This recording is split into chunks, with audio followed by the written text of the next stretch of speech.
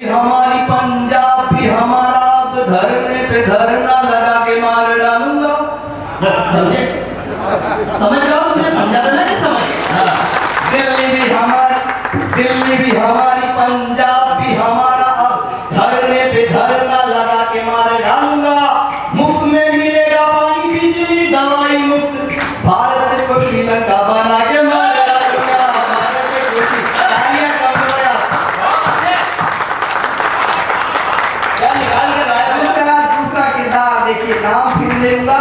मुझे अच्छा लग रहा है कि पहली बार आप समझे कि खुलेआम सड़कों पे प्यार न करेगा कोई, रोगियों को थाने पहुंचा के मार डालूंगा।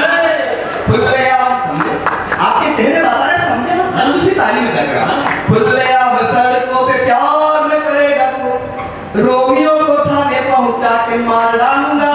कान खोल सुन लेना माफिया का काल हूं मैं, अब उठाना हाथ।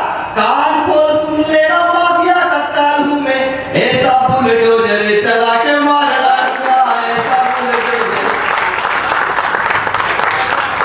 तो कुछ लोग मुझे समझने लगे ये उधरता है क्या, मतलब श्रोता भी बैठे बैठे सोचता है ये कवि किस तरफ का। तो मैं एक किरदार और ला, आई पानी, आई आप मेरी कुंडली में लिखे हुए सप्लीमेंट की सभा अपने को नहीं आती। मैंने कहा पब्लिक को आती है क्या? बोले पब्लिक को तो बिल्कुल नहीं आती। मैंने कहा फ्री का संकट कर दूंगा। कवि आया, कवि ने आके पंक्ति पढ़ी, त्रिया चरित्रम पुरुषस्य भाग्यम। मैंने कहा स्त्री का चरित्र देखकर पुरुष भाग गया। वो बोला देवों ने जाना थी को तो मनुष्य। मैंने कहा देवता भी नहीं जानते आदमी कुत्ता। मैं तो बच्चों को पढ़ाने का काम करता हूँ, उसको मेरे बच्चे से पूछ लिया, मैंने कहा बेटा ये बताओ हमारे देश में कौन सी देवी का कौन सा प्रसाद प्रसिद्ध है? बोले राबड़ी देवी का लालू कृष्ण। बच्चे बड़े, एक बार एक सरकारी स्कूल में आज तक कोई सारे बच्चे खुश हो गए। बोले सबसे बड़ी टेंशन स्कूल था, इसी का नाम सबके हो गया। एक बच्चा रो रहा था, मैंने उससे पूछा तू क्यों रो रहा है? बोले आग स्कूल में लगी है, वो मास्टर जी तो बाहर खड़े। जब तक उनकी फाइल नहीं सुलटे समस्या बरकरार। वाह, तो जब तक ये तालियां नहीं बजेगी समस्या बरकरार रहेगी। अरे बातें राजनीति के कभी किसी पार्टी के नहीं होते हैं। कई लोग हर पार्टी के लोग बैठे होंगे, दल के लोग बैठे होंगे, सबका हम सम्मान करते हैं और कोई बात करता है। एक शमशान घाट पे लिखा हुआ था मृत्यु अटल है। अच्छा, एक कांग्रेसी वहां पहुंच गया, बोले अच्छा यहाँ भी बीजेपी। तो समझ गए वो वजह। बोले अच्छा यहाँ भी बीजेपी। उसने नीचे लिख दिया मृत्यु न अटल है न आडवाणी है, हमारी मृत्यु तो राहुल गांधी। किसी भी नेता का, राष्ट्रीय नेता का इस तरह से नाम नहीं लिया जाता। तो मैंने एक कविता ऐसी लिखी जिसमें मैं नाम किसी का नहीं लेता हूं, लेकिन काम हो जाता है, बात आपके समझ में आ जाती है। एक लक्ष्मण रेखा का मैंने पूरी कविता में पालन किया है। बस आप समझते रहे तो अपनी तालियां बजा के मुझे समझाते रहे कि मैं बात किसके लिए कह रहा हूं। ये एक आईक्यू टेस्ट का कविता। इस कविता को पढ़ते पढ़ते आसपास वाला श्रोता आपको देख के समझ जाएगा कि आप पढ़े लिखे श्रोता। बहुत अच्छा नाम है। तो थोड़ा सा मुझे मन दीजिएगा, पहला किरदार आपके बीच में रखता हूँ, नाम नहीं लूंगा, समझ जाओ तो ताली बजा के बता देना मैं किसके बारे में पढ़ रहा हूँ। सुनिए, संकट पड़ा यदि तो सलवार पहन। समझिए, समझ जाओ, जहां जाओ मुझे समझाते रहेगा, समझिए मैं नाम नहीं ले रहा। संकट पड़ा यदि तो सलवार पहनूंगा, स्वदेशी हूँ विदेशी चबा के मार डालूंगा। और अगली पंक्ति में उछल जाओगे, मेरा दावा है। संकट पड़ा यदि तो सलवार पहनूंगा, स्वदेशी हूँ विदेशी चबा के मार डालूंगा। शत्रुओं से नीति ही कराऊंगा कपाल भाती, एक आंख अपनी दबा के मार डालूंगा। मैंने नाम लिया, फिर भी आप समझ गए क्योंकि आप सब समझदार हो। कवि का सौभाग्य होता है कि वो अच्छे श्रोताओं में पहुंच जाए और कवि पहुंच जाए अच्छे श्रोताओं में, कविता पहुंच जाए। इससे बढ़िया और क्या हो सकता है। एक किरदार एक ऐसा पढ़ने जा रहा हूं, अब तक आपको चौथी पंक्ति तक इंतजार करना पड़ा। अब आप पहली ही पंक्ति में बता देंगे मैं किसके बारे में कहने जा रहा हूं। सुनिए, खाऊंगा न खाने दूंगा न कहीं दबाने दूंगा,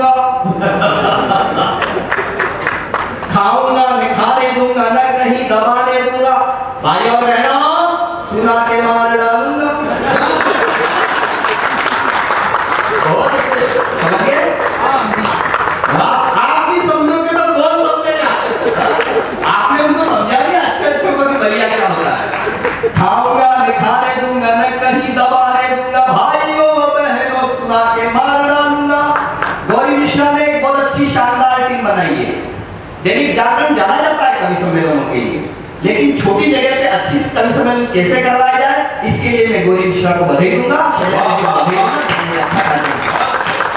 कविता में कई बार चमत्कार होता है। अगली पंक्ति में मेरे ऊपर एक ऐसा कृपा, माँ सरस्वती की ऐसी कृपा हुई कि माँ सरस्वती ने वो पंक्ति लिखा दी कि मैं 3 दिन तक इस पंक्ति को लिखने के बाद नशे में रहा। आज शायद आपका प्यार मिल जाएगा, तो मैं उदयपुर से यहाँ तक मेरी यात्रा है, मेरी थकान है, वो आप मिटा देंगे अपनी तालियों से। सुनिए कि खाऊंगा मैं खाने दूंगा, मैं कहीं दबाने दूंगा, भाइयों बहनों सुना के मार डालूंगा, वनवास भेज दूंगा राम के विरोधियों को, राम जी का मंदिर बना के मार डालूंगा। ऐसे नहीं लिखा, दोनों हाथ खड़ा उठा के जरा तालियां बजा दी। एक किरदार ऐसा था सनातन जी, एक बार का नाम ही इतना अच्छा है कि उस किरदार को अगर मैं नहीं लाता इस कविता में तो मेरी कविता गोविंद अधूरी रही। बहुत अच्छे। वो किरदार कौन सा, सुनिए कि जहां भी प्रचार करने के लिए जाऊंगा मैं, अपनी ही पार्टी मिटा के मार डालूंगा। समझ गए? जहां भी प्रचार करने के लिए, देखिए नाम नहीं ले रहा हूं, आप समझते जाए। जहां भी प्रचार करने के लिए जाऊंगा मैं, अपनी ही पार्टी मिटा के मार डालूंगा, खुद की तबाही पर चिंतन शिविर होगा, बैंकों में छुट्टियां मना के मार डालूंगा। एक किरदार हो गया, क्या बातचीत बाद में करेंगे। खाली यदि मुझसे कराओगे जो बंगला, तो बंगले की टोटियां चुरा के मार डालूंगा। जल्दी जल्दी पढ़ रहा हूँ, जल्दी जल्दी तारीफ मिलनी चाहिए मुझे। पेपर अच्छा दे रहा हूँ, बताइए आप। एक बार तालियां बजा के बताइए। बहुत अच्छे।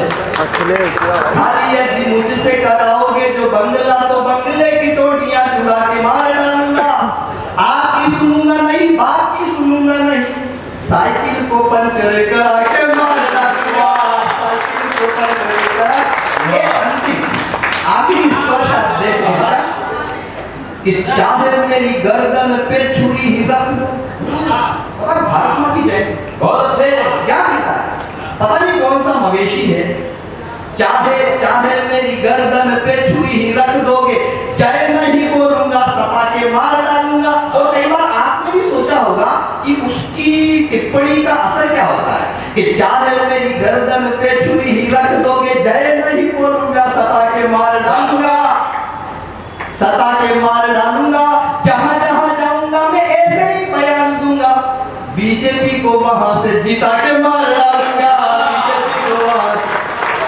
कविता का ताली बजेगा। वहां पे हमने कवि सम्मेलन के बाद में देखा कि सरहदें कैसी होती है, देखने चलते हैं, देश के नौजवान वहां अपने प्राणों की बाजी लगाते हैं।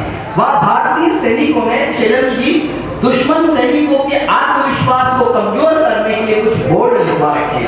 मैं कविता बाद में सुनूंगा, पहले बोर्ड पढ़ रहा हूं। एक बोर्ड पे लिखा हुआ था, ईश्वर हमारे दुश्मनों पर दया करे।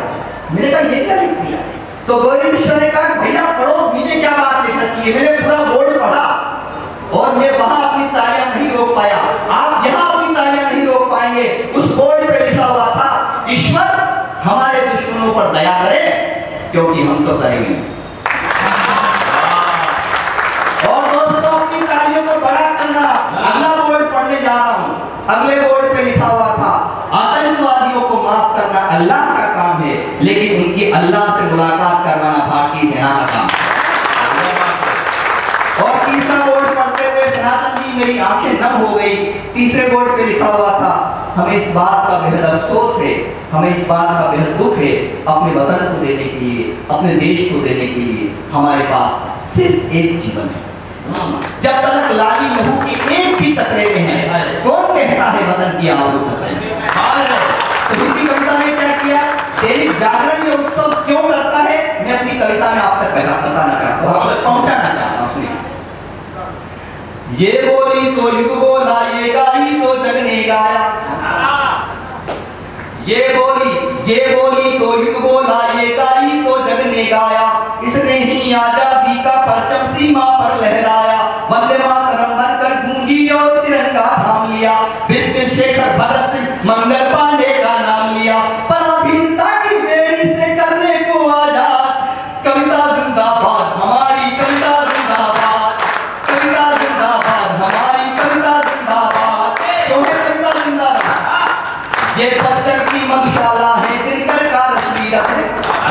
ये बच्चन की मधुशाला है, दिनकर का रश्मिरत है, सूर्य कबीरा तुलसी मीरा सबका ही ये तीरथ है।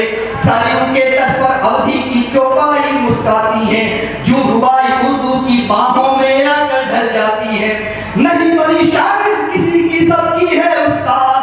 कविता जिंदाबाद, कोई हाथ नमन करे। कविता जिंदाबाद, हमारी कविता जिंदाबाद, कविता जिंदाबाद, हमारी कविता जिंदाबाद।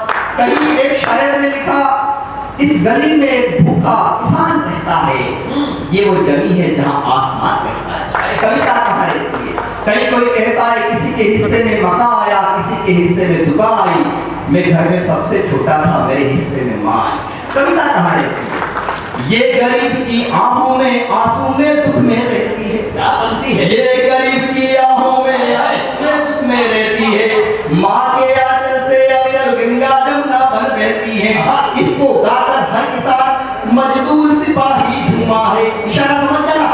इसको गाकर हर किसान मजदूर सिपाही झूमा है।